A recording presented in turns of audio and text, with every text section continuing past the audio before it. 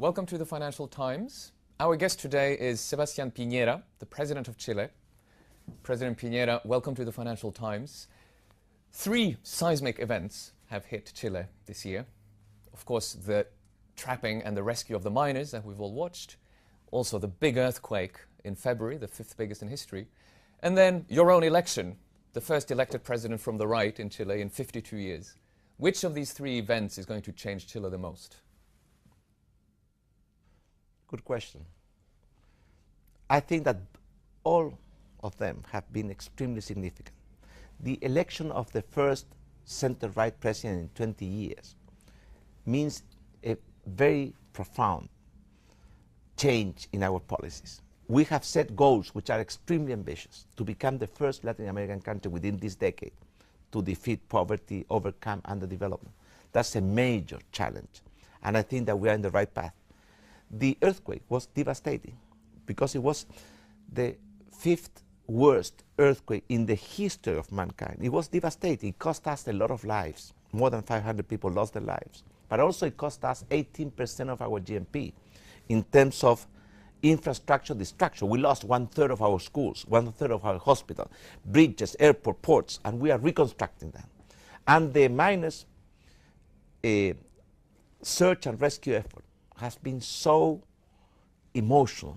It has moved people in such a strong way that I think that Chile now is a much more united country, stronger country, and better known and more respected worldwide. It's clear that the world's eyes are on Chile after the mining rescue. Can we talk a little bit about Chile's role in the world, in the global economy? Your finance minister yesterday in our pages criticized both the US and China for the currency wars that are now pushing up currencies like the Chilean peso and the currencies of similar countries. Do you think the big powers are pursuing economic policies that are harmful to countries like Chile? I tend to agree with that. I think that they have to coordinate themselves better. Because who is to blame for it? The US, because they are running a huge fiscal and current account deficit, or the Chinese that are trying to overvalue their currency to promote their exports? I think that the blame should be put in both sides. What's the right response for countries like yours? Are you in favor of capital controls? No. Chile is such an open economy. We have free trade agreements with 52 countries around the world, Europe, the US, Canada, India, China, Korea, that we want to be part of the world. And for that, we want to integrate our economy, not only in the commercial side, but also on the financial side. And therefore, we have a flexible exchange rate. And we are not in favor of capital constraint unless we have to face extraordinary conditions. You are now on a trip to promote Chile in Europe, but you are really closer to China. You're across the water, the big ocean, admittedly, but you're across the water from China. Is China not going to be more important for Chile in the future than Europe is? Well, China is now by far the most important trading partner of Chile. They represent like 25% of our exports. And it's growing and growing because they are growing so fast. But for us, Europe means something very special because with Europe, we have not only this free trade agreement, we share history, values, principles, and therefore Europe for us is extremely important. We belong to the Western world, but we want to be part of the universal world. That's why we are working in all the fronts, with Europe, with the US, with the Asia-Pacific area, and especially with China and India, which are the emerging superpower of the future. Can we pursue China a little bit more?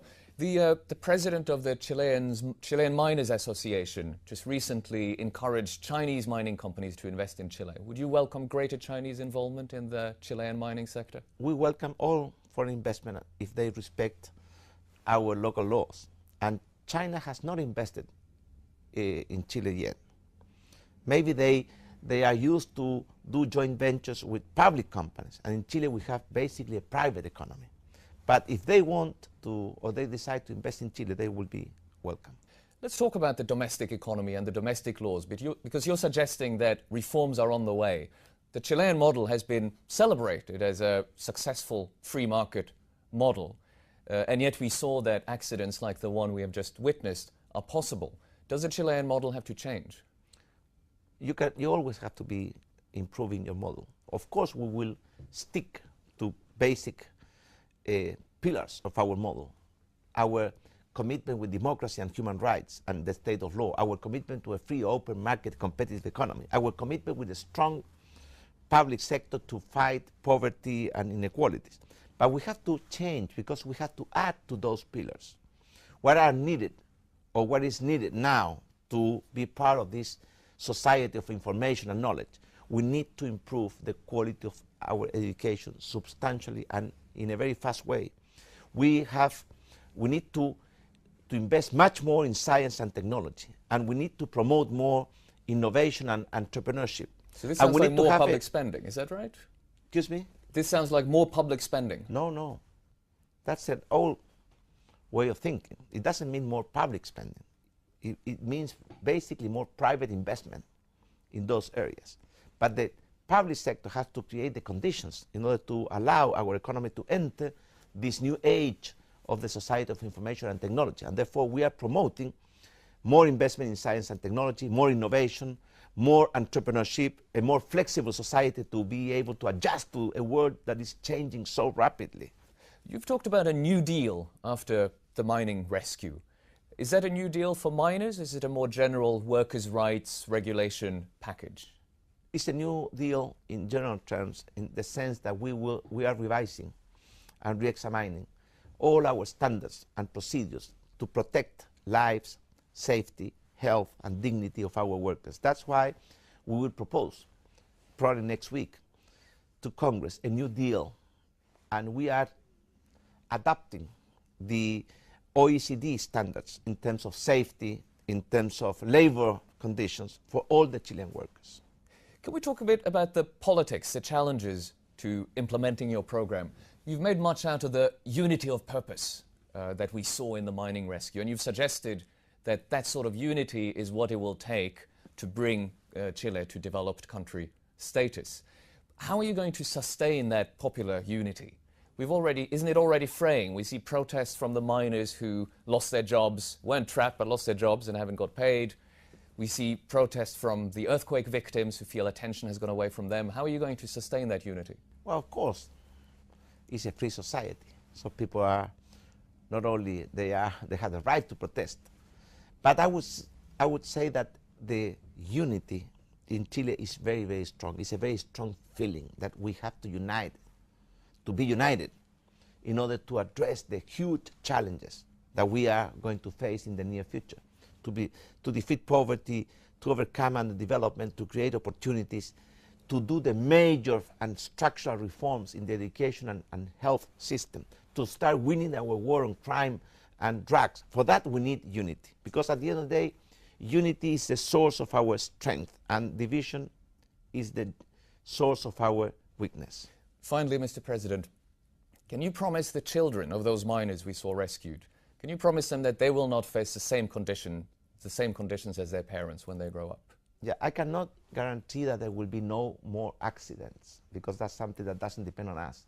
But I can guarantee you that their children will face better conditions in terms of safety. We are improving our standards and procedures, but we are increasing also our capacity to supervise those standards. So the answer is yes. Their children will face safer conditions and better work conditions than their parents. That's part of progress. President Sebastián Piñera, thank you very much. Thank you.